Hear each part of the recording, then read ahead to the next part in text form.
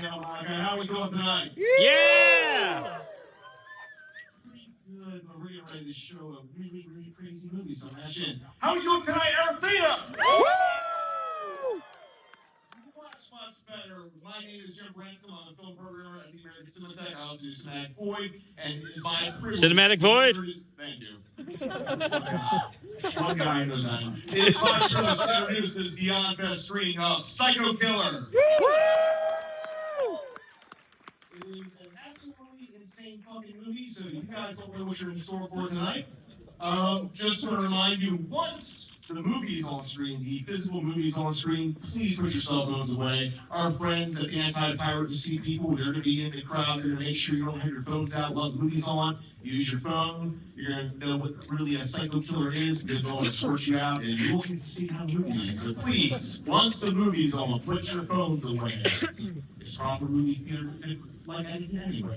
But without further ado, we're going to get into this insane movie, so thank you all for coming. Woo! Yeah! Actually, well, I almost forgot. We have a very special Q&A after. Uh-oh. Put the spotlight on him. Must be a fall for the rain or something. I just, eventually we'll have power. Ah! Oh! Oh! Something going on? Ah! Oh, shit! Oh! Shit! No! Batista ball! He's got him!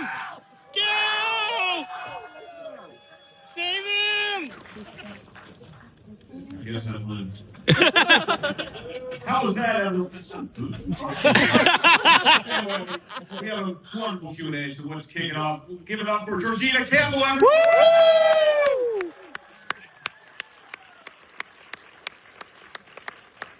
Where?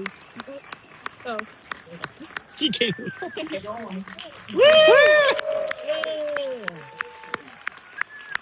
Woo!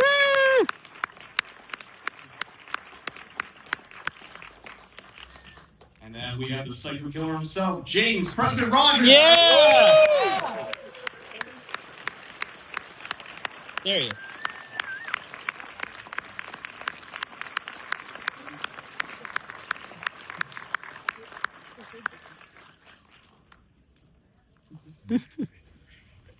Now we have producer Roy Lee. Woo!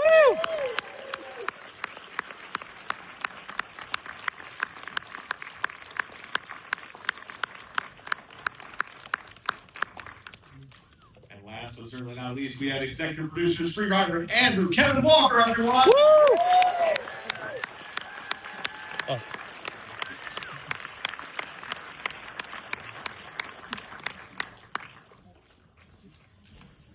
Oh. Sorry, I just had to step on. Pardon me. Okay, first question is for all of you. What was it like experiencing this movie with the audience tonight? Really fun. It's definitely the type of movie you want to see with an audience, for sure. Yeah, definitely. I could feel the oohs and ahs of the people. It's one thing watching it alone in a screening room, but to have a live audience really give the effect we're looking for. Yeah, it was great seeing this. That sound and the visual, great. I mean, you guys are incredible. It's so good to see Logan get deserved laughs. It's great. Now, I'll start with you, Andrew, since this was a script you had worked on many years ago. And, can you talk about, what were the origins of Psycho Killer for you? I mean, it literally, I was checking, it was 18 years ago that I wrote it. So, get out there and dream your dreams. Scheme your schemes. Overnight success is hard to handle. This was for me, this is the spec that I wrote. It was right before the previous writer's strike, and I was trying to stay away from serial killer stuff. So he's not a serial killer, he's a psycho killer. This is an obvious ode to slasher films. I did a lot of you know, it sounds maybe silly, but the best part of screenwriting is watching movies that you like, that are like what you want to copy. I read Stephen King's book. I'll say this, say both pronunciations, and I'm probably wrong both times. Dance Macabre or Dance Macabre. That was about the history of horror. You know, this was an ode to slasher movies, masculine versus feminine. I did a lot of research into like kind of state troopers and how masculine the final girl would have to be to kind of defeat this masculine evil, and yet it retained her identity, point of view, all that stuff. So it was this weird respect that I wrote. Now, you do a lot of things, like you're obviously homogeneous slasher films, but you're also subverting a lot of the expectations of that. Because one, the killer's right up front for a lot of the movie. He talks. He has an interesting backstory that you get to see unfold, where most slashers you kind of just get hints at. Can you talk about like kind of subverting that?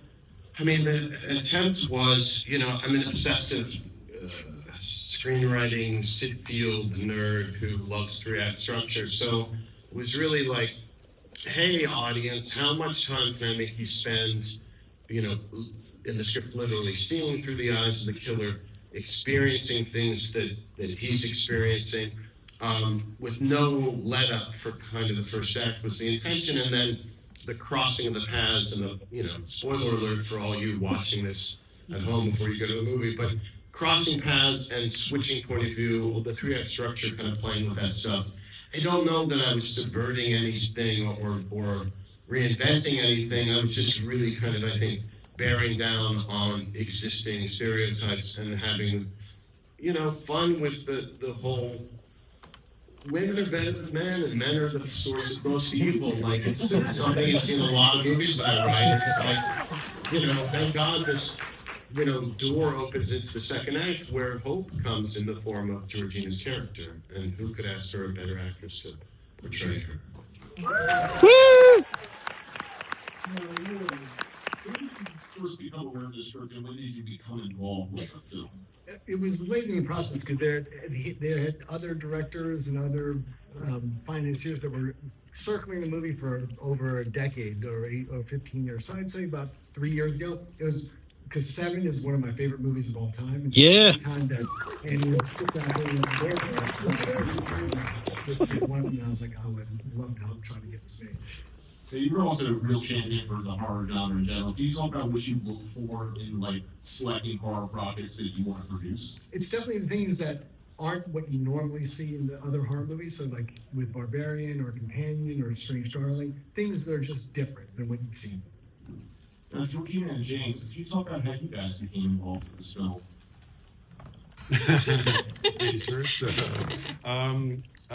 My team brought it to me. I read it, and I wasn't sure right away because it seemed a little demonic for me. And you know, but then there was a human side to him. He wasn't just a hammer or an axe. I got a chance to make him more than just a monster because of Kevin's writing, and it was a piece that I had to get involved with. And it was beautiful. I got a chance to play a horror villain.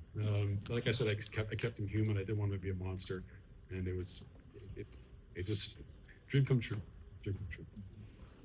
I also got sent the script, and I think it came through Roy, who I'd already worked with, and was really excited to work with him again, and saw that Andrew Walker had written it, and I'm a massive fan of Seven too. and then I read it, and I thought that it was crazy. I thought it was insane. As Andrew was saying, it kind of, you know, to begin with, it did open with you being in the killer's mind and really looking through him first person, and and it took a while to get to Jane for her to be introduced. And I just thought that was really interesting, that back and forth between those two characters. Let me say something. I did like the comedy. You guys see little bits in there that was kept it comical throughout. Like I'm reading the script and it's a horror slasher film. I'm like, was that funny? I didn't go back and read it. Like, that's gonna be funny. So there are the moments I waited for the audience to pop for that, and you guys did, and it was very well done. Very well. Yeah. Playing Jane Georgina, like you get to like basically like there's a lot of final girl tropes in slasher movies, and you get to be kind of like what's usually reserved for, like, say, like in Manhunter with William Peterson or Clint Eastwood type of things, where you get to be obsessed hunting down the killer thing. What was it about that they drew you in and like more tougher, like, you know, grounded and like aggressive character? Yeah, I was really intrigued by that. I've done a few horror films, and I think that the final girl a lot of the time is reacting to the situation that they're put in, and it becomes about survival. How can I get out of this situation? So it's really exciting to be able to play a character who is trying to stop the situation. She's not just trying to survive it, she's trying to put an end to the whole thing. It was really fun being able to kind of go into that side. It was intimidating at first. I kind of thought, oh, well, do I have the authority to be able to do something like this? And through and that works with the script, because that's exactly what she's feeling all the way through. It's, do I have the authority? Do I have the ability to do what I know I can do, but other people are questioning? And for you, James, like, again, it's a different kind of like slasher character, because you go popping pills, you're like, you know, metal bands writing songs about you and albums and that kind of stuff. Like, what did you do to build the background for the character for yourself? Was it just stuff in Andrew's script, or was it stuff that you kind of researched and brought to? Well, I didn't want to research too much. I didn't want to bring too much outside influence. I wanted him to be unique to himself. I stuck to the script. Like I said, I started doing a lot of background into killers and stuff like that. And I'm like, you know what? I don't want to bring anything that's not here in front of me on the script.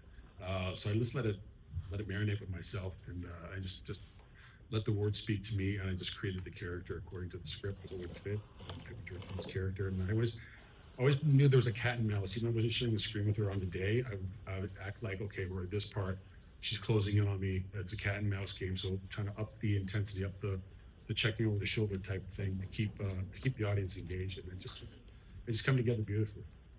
And you just mentioned the cat and mouse aspect, which is a really incredible thing in this film. You talk about working together and that kind of stuff, because not only is it psychological, it's very, very physical. And your background is you're a pro wrestler and stuntman, that kind of stuff. You talk about working through the more like aggressive and like action or like physically violent scenes. Yeah, luckily I'm a trained fighter and I can keep it safe. We had a great stunt team as well, so there was never any threat of hurting each other. And it's believable, because hell hath no fear like a woman scorned. So when she was coming after the killer, it's believable. You believe she's going to cause him problems. She's a formidable opponent. I never doubted it for a second, like, oh no, he's going to kill her. I thought he's running from her. I tried to make it feel like she was a threat, because she had a sport to sell. She had nothing to lose. He was on a mission, but so was she. And it played well on the screen. It really did. But how about from your perspective, Georgina, like the cat and mouse aspect of working with James, the physicality and all that? Yeah, it was really exciting that doing a bit more action, something new for me. I got to do a lot of prep before we started filming, and we had a great stunt team. Myself and Rochelle was fantastic. And obviously it was really exciting seeing this all come together, and James was such a huge part of that, because he has background in this. He understands it very well. Now, this is for Andrew and Roy. Like, can you talk? There's a lot of extreme violence in this movie. Was there anything you felt was too far, or was it like, nah, fuck, we're just going all the way? Well, the priest scene was something we grappled with to make sure it was done as tastefully as possible. There's thoughts of like whether or not that's going to push him, but hopefully it didn't offend too many people. I mean, when I wrote the script, like I said, it was spec, so it was like, let me sit alone in my room and create this world for everyone to enjoy. I did put a warning on the screenplay with like an ancient picture of Baphomet or whatever, some satanic imagery in it. And I think it said, and it was kind of sincerely meant, like, this script contains lurid themes and extreme violence, and this script should not be read by anyone under the age of 18.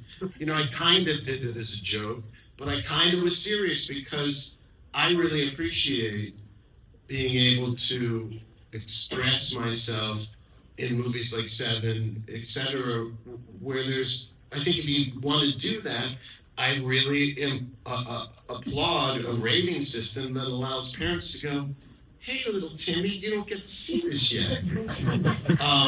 So I'm not concerned about that kind of stuff. I mean, that was, like the priest, for example, whatever made sense for that character. I really wanted a character who was dreaming of proving himself worthy, not of ascending to heaven, but of being really appreciated and standing out as he descends into hell.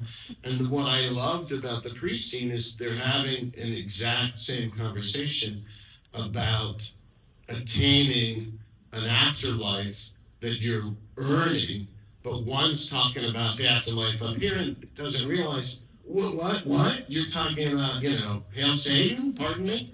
So, I don't know. I mean, I definitely don't. I'm not a proponent of showing every single thing, leaving a lot to the imagination. That's the beauty of horror, Now, with that said, what is everyone on this panel's favorite death scene in the movie? Don't make us choose.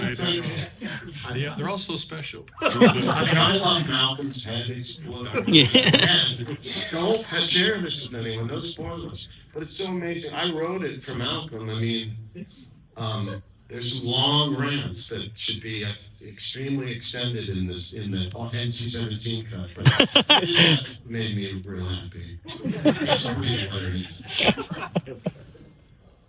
Do you have one? Yeah, I guess it would be the priest scene. When I was reading the script, it was like, whenever I read a script, I'd like to have like one shocking moment that everyone would talk about, and that was the one.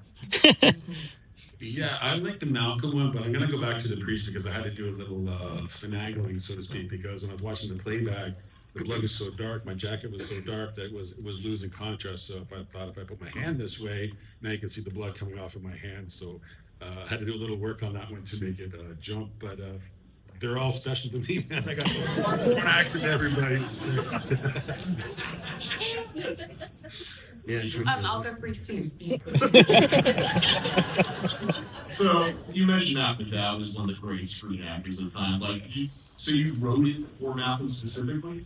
I mean, I didn't. It's funny because it's all relative across 18 years.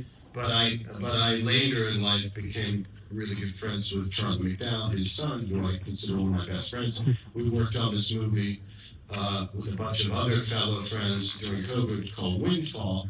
But Malcolm has since become a friend, and I'm so proud to have ever met him, let alone, be able to call him a friend. Now, he is a friend who, if I'm around him, I hand him a lobby card and have him sign it for me, because he's always going to be Alex from Clockwork Orange, etc. But I mean, he's just the greatest, and he's just, I love this good Satanist who's like in it to get laid.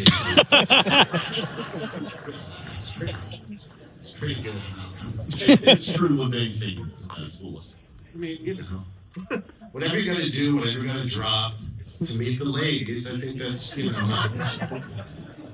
I just love Malcolm. Setting aside my ridiculous comment, I mean, I just think Malcolm's incredible. I think that Logan did an amazing job. I just, you luck out with actors. I don't know that we'll get to it necessarily, but you spend every day of your life in Hollywood hearing people say no, pretty much, and to hear these fine folks, every single one of them, I've been incredibly indebted to, and people behind the scenes, the financiers, etc., who say yes for a change and give you an opportunity. All you're asking for is that opportunity.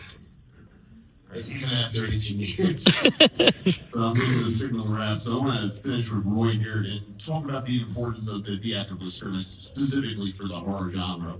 What does that mean to you? And being able to have movies like this and a lot of movies produced on a big screen? Yeah, I think horror is the genre that you want to see with other people. You want to be distraction-free in a room. Because if you watch it on a computer or on your television home, there's so many distractions. But with horror movies in a theater with other people, there's no other better way to see it. Excellent. Yep. Exactly. Woo!